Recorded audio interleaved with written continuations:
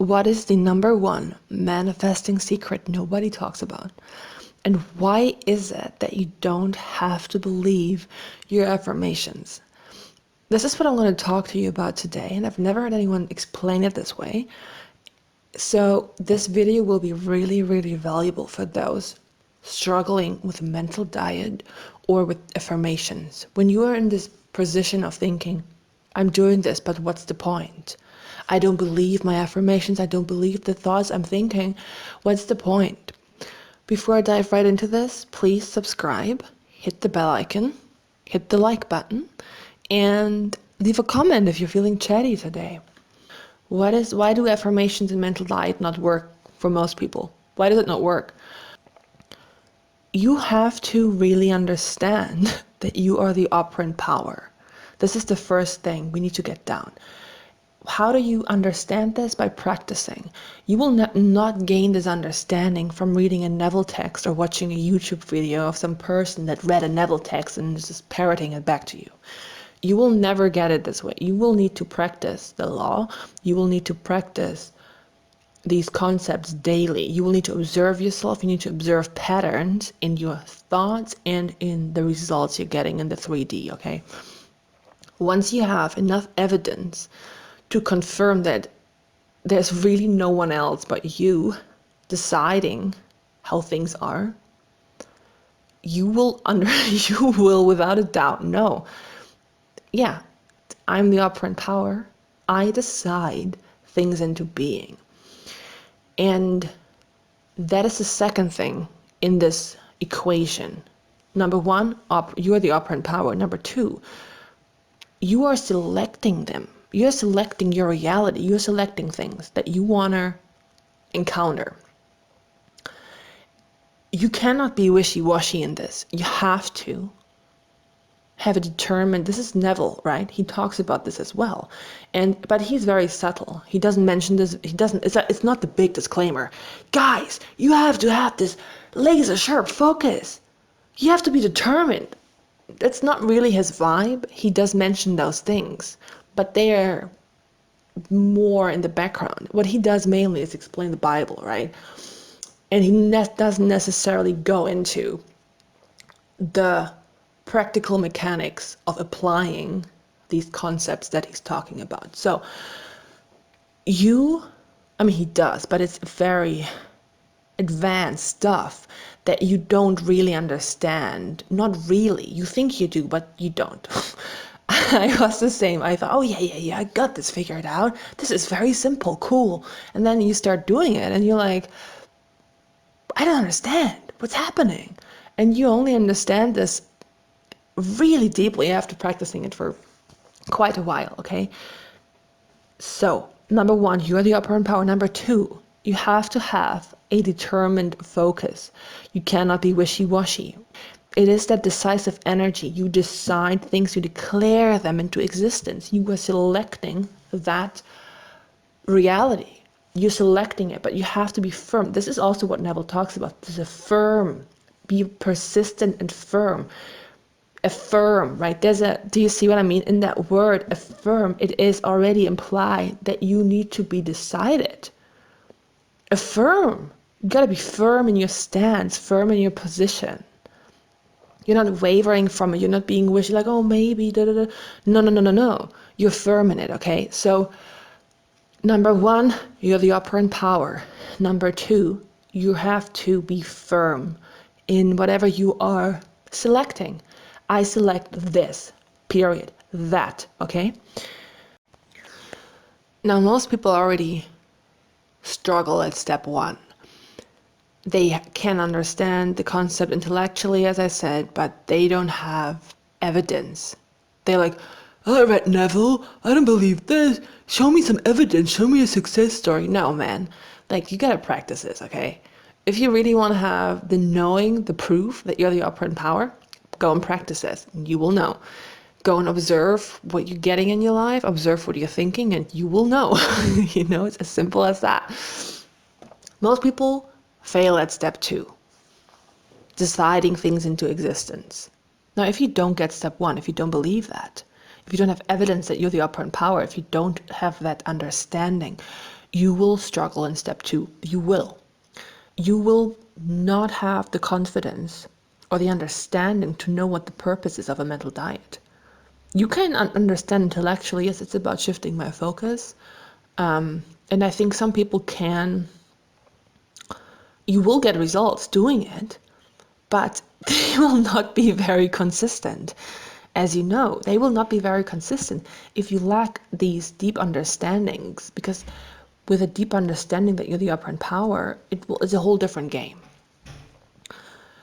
So people that don't understand that they are the operant power, they have this idea that they need to believe their affirmations, they need to believe their whatever they are saying on the mental diet, because they've been told that what you believe is what you get, right? So if they don't believe it, they start panicking. They're like, I don't believe this. I don't believe what I'm talking about here. So I will never get it. I will never get my thing. And then they start spiraling and they go into depression mode for 2 weeks, 4 months, right? It is just, it's bound to happen because you're not convinced you're the operant power and you're confused. And I don't blame them. I was like that because I didn't have the information I have now. And how did I get this information? I asked my subconscious mind. I said, girl, you have this information. Give it to me.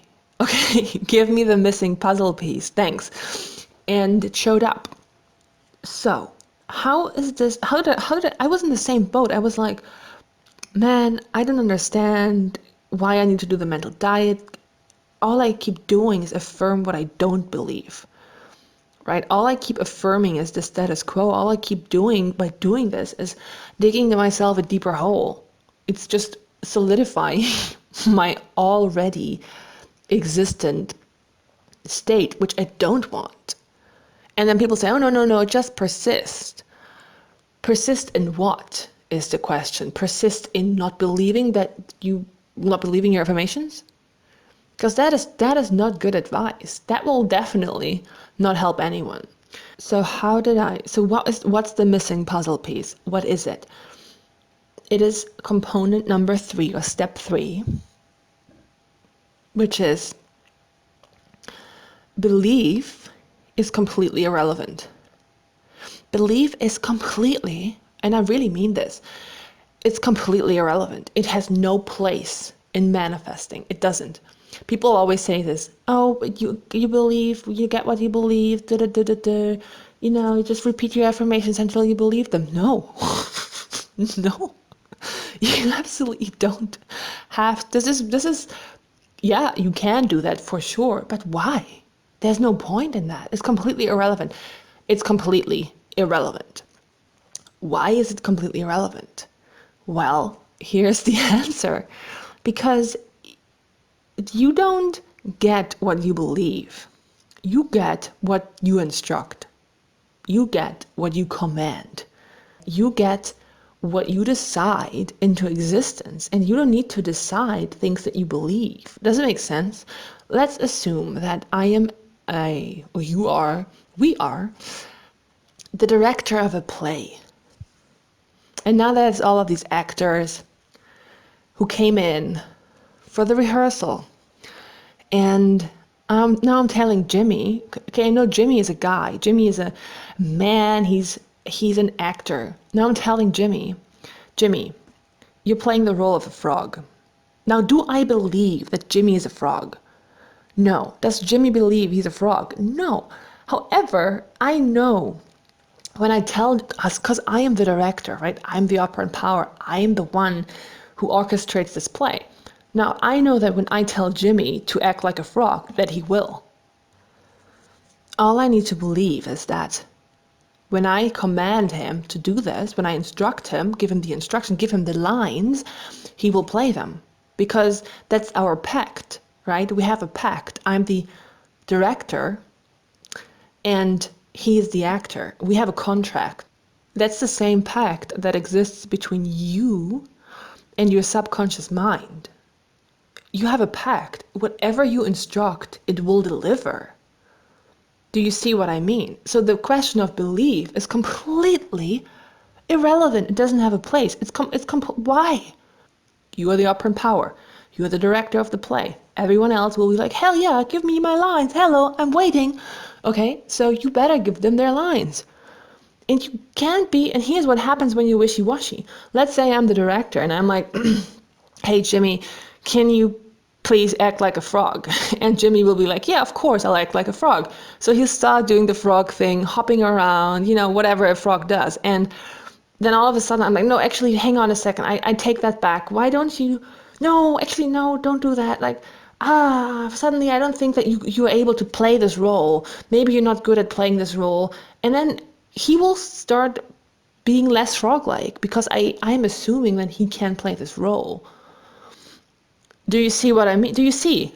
You just have to be really firm in your instruction. And I'm not even using the word assumption, it's an instruction. You're not fighting a war in your mind with yourself. You're giving an instruction to your subconscious mind. It's not about convincing anyone of anything. It's about instructing your subconscious mind, saying, hey, that's what I would like to see. And the same is applicable to your self-concept. So I hope this was helpful and that it helped you. And if you are not there yet, if you're not convinced you're the operant power, don't despair. Don't despair. Just run a couple of tests. Just practice it every day. Just run a couple of tests. Really get this down. You want to be obsessed with perfecting it. See it as a discipline. See it as a sport. It's a skill. It's an art that you can master. And you can do it sloppily, or you can be really, really dedicated to it. You can be really dedicated to this and just practice it. And start noticing all the subtleties that come with the process. Observe how things feel in your mind and in your body. Observe how things have shown up, And pick things where you're like, so-and-so will never do that. Well, I intend for you to dye your hair pink. And then just watch what happens. Just watch what happens. Okay, I hope that was helpful. Have a good day. Bye, guys.